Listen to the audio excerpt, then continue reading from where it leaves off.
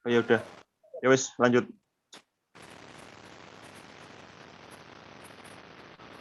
Assalamualaikum warahmatullahi wabarakatuh. Kami dari kelompok 2 ingin menjelaskan mekanikal dan elektrikal yang beranggotakan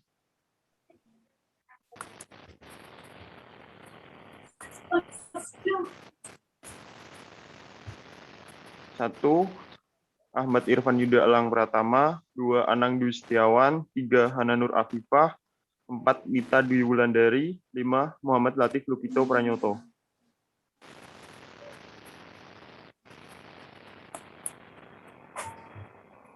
Di sini saya akan menjelaskan tentang pengertian mekanikal dan elektrikal.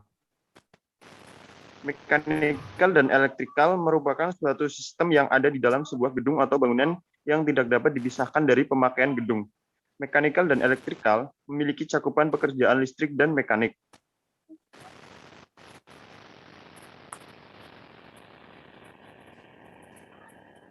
Pengertian. Mekanikal adalah dasar ilmu yang menjelaskan segala hal tentang sistem mekanisme dan aplikasinya.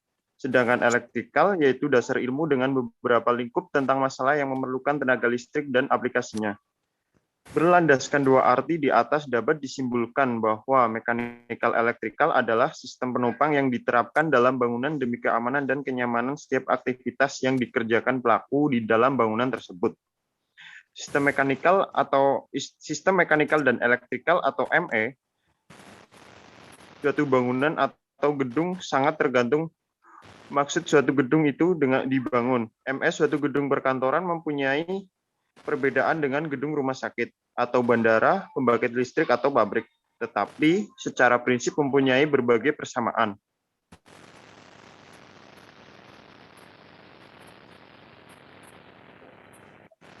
Tujuan dan fungsi.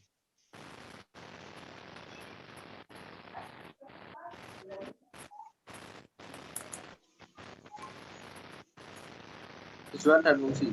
Maksud dan fungsi utama dari pembangunan gedung dari suatu gedung menjadi landasan dasar dalam menentukan kekhususan sistem ME dalam suatu bangunan atau gedung. Tujuan dan kegunaan utama dari suatu bangunan menjadi landasan dasar dalam memutuskan kekhususan suatu sistem ME yang ada dalam suatu bangunan atau gedung. Contohnya, gedung rumah sakit akan memiliki sistem khusus yang dipakai di gedungnya yang tidak akan pernah dipakai di gedung yang lain. Demikian halnya gedung bandara serta mal atau plaza. Salah satu kekhasan sistem yang ada di rumah sakit diantaranya yaitu sistem instalasi gas oksigen dan kompresor. Di gedung bandara di antara sistem ME yang khusus adalah sistem FIDS, Flight Information Display System, sistem belalai gajah atau barata, sedangkan yang terdapat di mall atau plaza sistem yang khusus contohnya sistem instalasi gas untuk food court.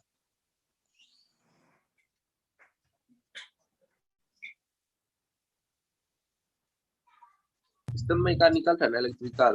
Sistem mekanikal dan elektrikal termasuk salah satu komponen yang sangat penting.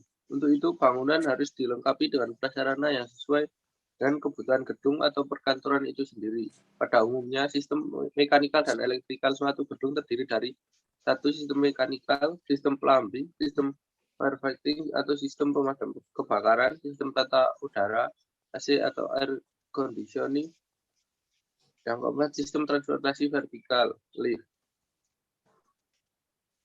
Yang kedua, sistem elektrikal. Sistem elektrikal atau arus kuat, sistem penangkal petir, sistem telepon, sistem tata suara atau sound system, sistem fire protection atau fire alarm, sistem data atau jaringan komputer, sistem MATV atau master television, dan sistem CCTV, closed circuit television. Lalu yang terakhir bisa dipakai juga pada bus building automation system, building automatic system, yakni suatu sistem yang dipakai untuk mengendalikan sistem-sistem yang disebutkan di atas.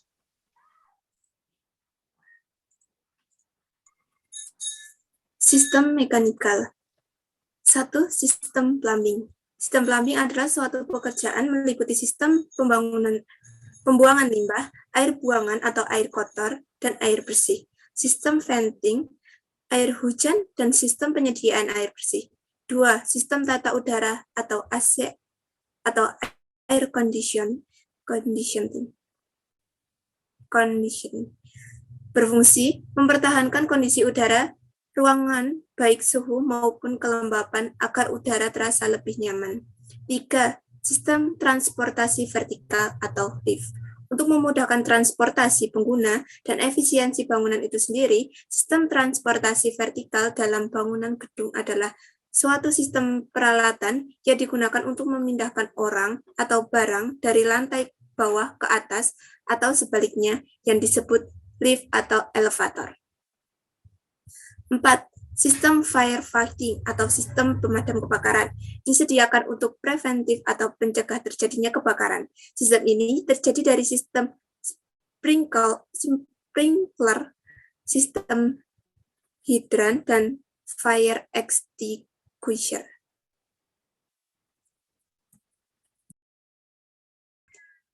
Sistem elektrikal. 1. Sistem elektrikal. Suatu rangkaian peralatan penyediaan daya listrik untuk memenuhi kebutuhan daya listrik tegangan rendah.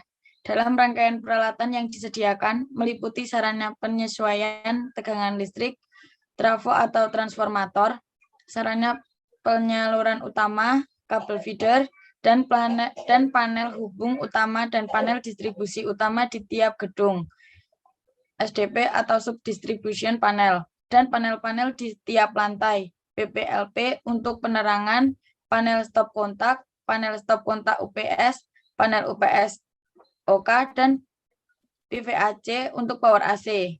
2. Sistem telepon. Sistem telepon berfungsi sebagai alat komunikasi antar instansi dalam gedung.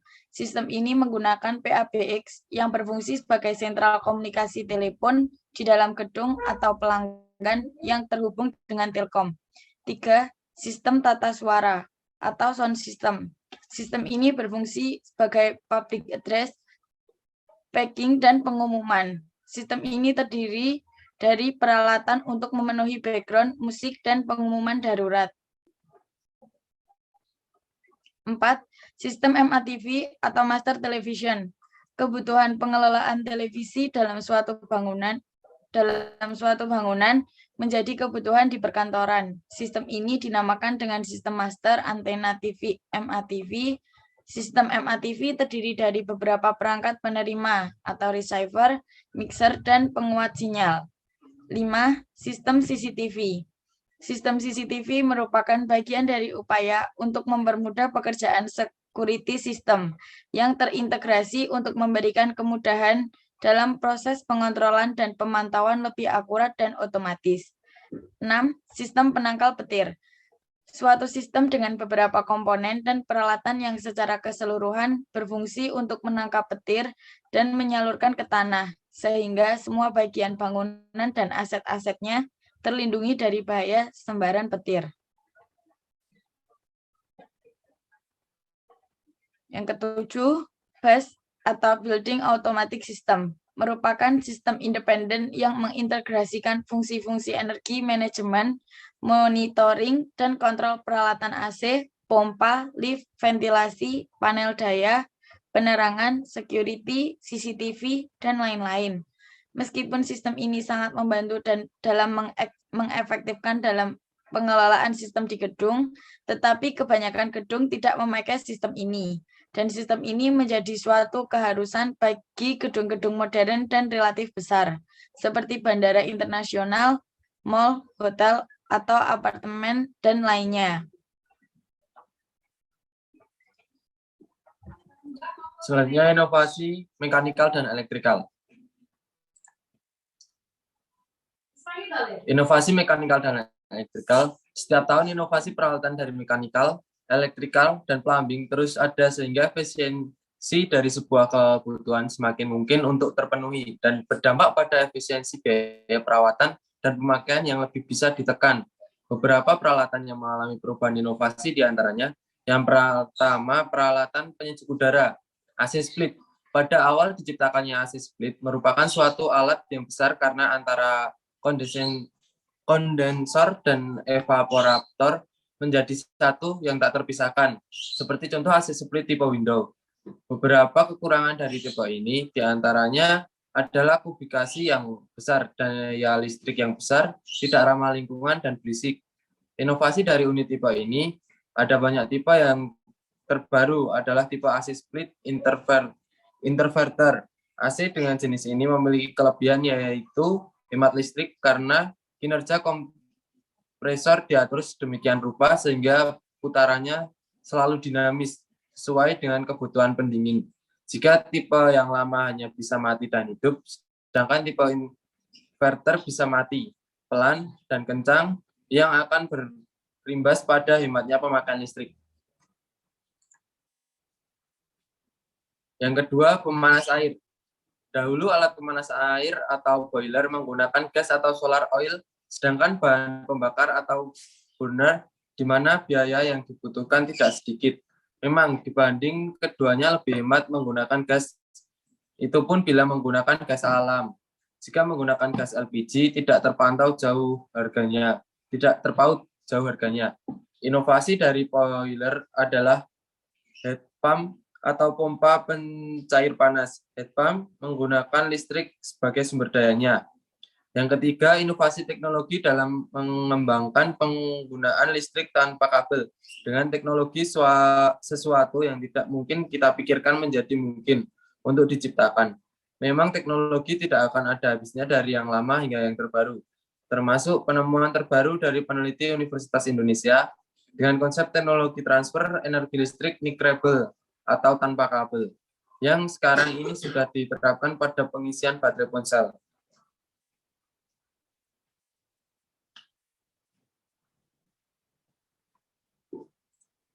Yang keempat, pembangkit listrik tenaga garam. Mencapai alternatif sumber energi merupakan suatu penelitian yang saat ini terus digagas oleh para ilmuwan. Beberapa pembangkit listrik yang telah ditemukan diantaranya adalah nuklir, udara, air, panas bumi, gravitasi bumi, magnet, serta cahaya matahari. Dengan menggunakan baterai galvanis, air garam yang mengandung natrium klorida ini akan terionisasi menjadi ion positif, yaitu natrium, dan ion negatif, yaitu klorida, dan menjadi sumber energi yang dapat menghasilkan listrik seperti nyala lampu pada percobaan yang dilakukan. Dengan waktu yang lama, percobaan awal yang dilakukan adalah dengan menggunakan air garam dengan volume 2000 ml 2000 ml dan hasilnya adalah sebuah lampu dapat menyala selama kurang lebih 8 jam.